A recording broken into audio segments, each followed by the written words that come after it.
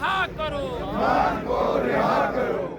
हुकूमत 27वीं आईनी तरमीम पास करने में तो कामयाब हो चुकी है, लेकिन इस हवाले से जो अपोजिशन इत्तेहाद है, जो अपोजिशन की जमातें हैं, चूँकि उन्होंने सेनेट में और कौमी असम्बली में भी इस हवाले से वोट नहीं किया बल्कि वॉकआउट किया था और एहतजाज किया था, जिसके बाद बाज़ाब्ता तौर पर आज उन्होंने इस 27वीं आईनी तरमीम के ऊपर एहतजाज किया है।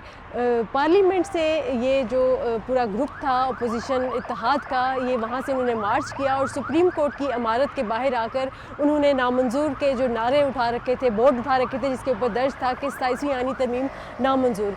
इस आइन के अंदर ऐसी तरामीम की गई 26वीं और 27वीं जिसने आइन की बुनियादी ढांचे को उठा दिया है और ये पाकिस्तान के आइन के अंदर दिए हुए जो गाइडलाइंस हैं उसके खिलाफ बनाया गया है। फिर जब पहले पाकिस्तान के अंदर लाकानूनियत फैली हुई है, इलीगल काम करते हैं, जुल्म करते हैं, कत्ल करते हैं, गोलियां मारते हैं, लोगों को उठाते हैं, घरों में घुसते हैं, ख़वातीन की बेहरमती करते हैं, फंडामेंटल राइट्स को पामाल करते हैं, सिविल राइट्स की परवाह नहीं करते।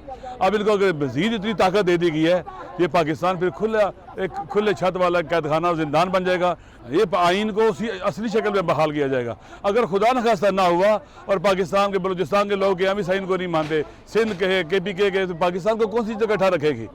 वो डॉक्यूमेंट जो इकट्ठा रखने वाला है वो ख़त्म हो जाएगा। पाकिस्तान को बचाने की खातर इन तमाम आईनी तरमीम को रिवर्स करना चाहिए और हम कराएंगे इंशाल्लाह। उनका ये कहना है कि जो सियासी कैदी हैं उनको रिहा किया जाए और ये जो 27वीं आईनी तरमीम है इसके हवाले से जो जितनी अमेंडमेंट्स हुई हैं उसके ऊपर भी वो मुत्तफिक नहीं है और इस मामले पर जुम्मे को जो अपोजिशन इत्तेहाद है उन्होंने यौम सियाह का ऐलान भी किया है।